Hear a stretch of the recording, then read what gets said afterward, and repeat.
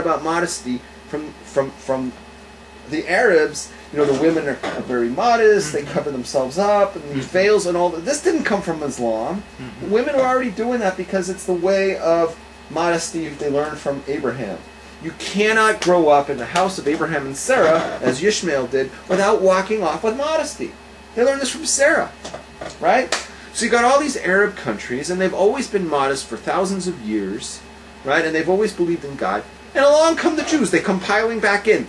And it's complete desecration of everything, of Shabbos, of the Holy Land, you know, their supposed Holy Land, and the women aren't modest at all. And they're like, what happened here? Right? And so in that respect, it's the eyesore of the Middle East. It's the only country. It's like the Arabs are looking to the Jews to set the example. If we had come back and it was people like you, right? Like, you know, dressed like this with a beard, and you respect Shabbos, and you know you don't go to porn sites, and and you would sit up the country and there's nothing like that there. No hand jobs. The Arabs would be like, whoa, okay, this is what you'd set the example. Like, oh, we expected this from the Jews, and you know they put the bar very high, right? And this is really good. But what do they see? They see that what comes in is the exact opposite. A country that doesn't want to have anything to do with God, but doesn't want anything to do with Abraham Avinu.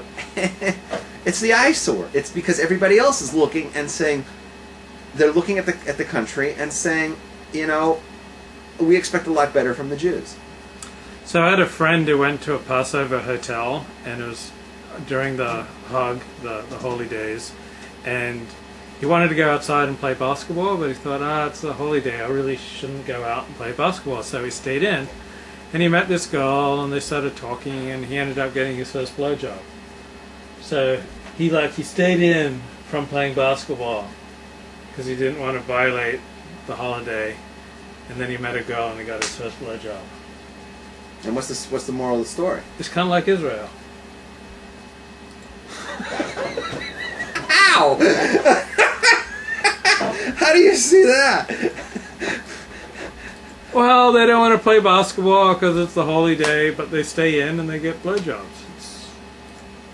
Oh, I see. Okay, I get it. All right, what's the next one? We're almost done here. It's 9 o'clock almost. What do you think of this Pope? I don't have an opinion. So he apparently thinks it might be permitted for some prostitutes in Africa to use condoms so that they don't spread AIDS.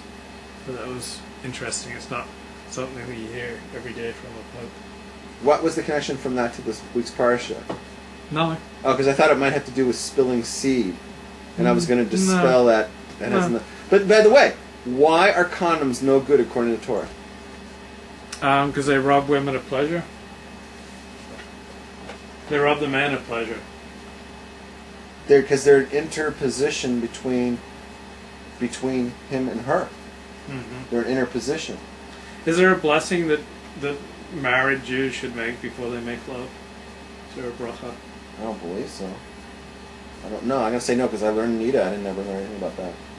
Like, please, but God, let me get it up tonight. But here's the thing I want to, my parting words. Because we talked about sex now for 2 weeks. Last week we talked about, shocking how, you're allowed to do oral. This week, right? The basic principle is Torah doesn't want to invade your home. A man and his wife can go at it any which way they want. If they want to do it anally, they can. There's no problem. Anally is fine. Orally is fine. Both ways, right? They can have 69 all day. That's what they want to do. They wake up and they go, hey, let's just do 69 like the whole day. No problem. Anally, vaginally, all these things. The only thing is no shooting the wad. No hand jobs. No pulling out and no hand jobs. And the reason for it is it's not wasting seed. It's denying her the right of having that happen inside of her somewhere. It's got to happen inside because there's something that she's being denied. She's being denied something. You're stealing from her. You're actually stealing from her if you're a guy. You're stealing from your wife because she's entitled to that special enjoyment of getting that inside her, wherever it is. So it's a crime of stealing. Stealing is against the Torah. And that's the problem with that. So I got a final story. I was reading this great book called War by Sebastian Junger. He wrote the the book, which was turned into a movie called The Perfect Storm. And so he goes to Afghanistan, and he spends about a year in this like remote valley of Afghanistan, and this outpost with about a dozen guys who are just manning this outpost and like taking on Taliban all day.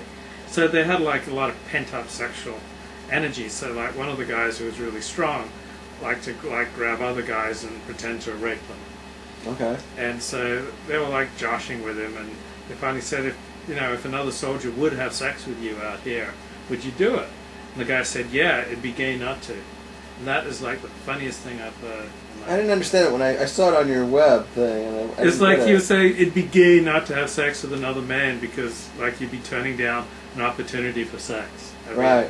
I just thought that. They say that every guy that goes into prisons ends up doing it or whatever. Okay, I want to say something. I saw that Ginger had a question, and I wasn't sure if you were going to give it to me. Have you been following this, or are you only giving questions from your friend? Whatever comes to me. Vasectomy? Vasectomy. I want to just say this. I looked into a vasectomy when I was engaged. Right when I got engaged, I looked into a vasectomy because, I wanted to take... I don't want to take a chance on ever having a kid.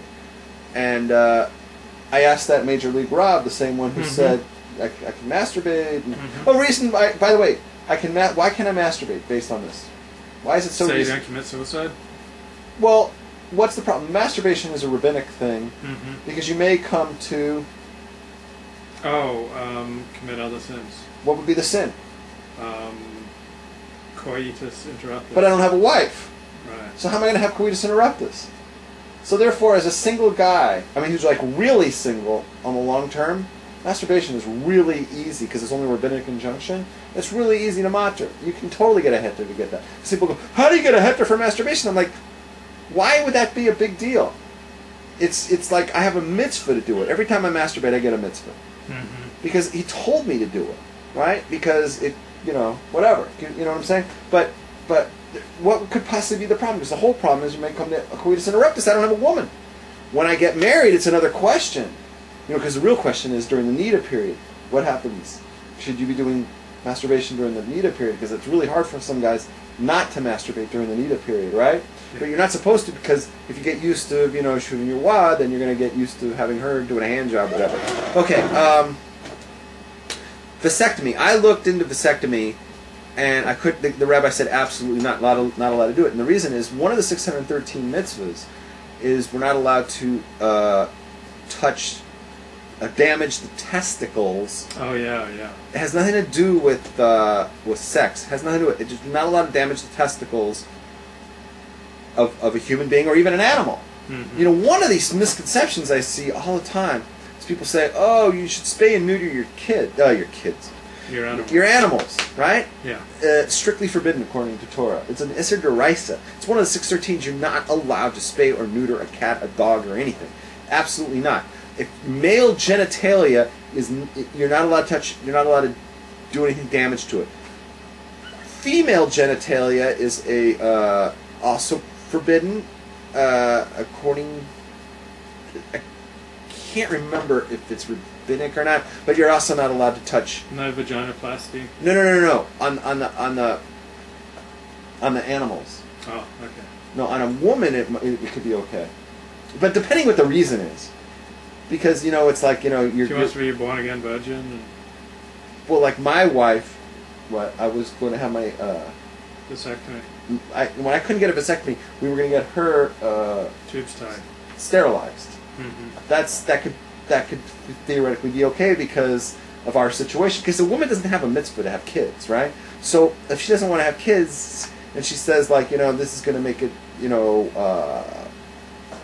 make me more at ease or whatever, then there's room for it, right? But if you want to do that to like a cat or a dog, there's no heter for it because the cat didn't go like, hey, I want this. It's not a willing participant in it, right? So that's the problem. It's like you're damaging the cat. That's why I think it's only rabbinic if you do it to a cat, a female cat. But it's definitely the Isser D'Oraisa for a male cat, male dog, or a male human being. Okay, kids, don't do crack, stay in yeshiva.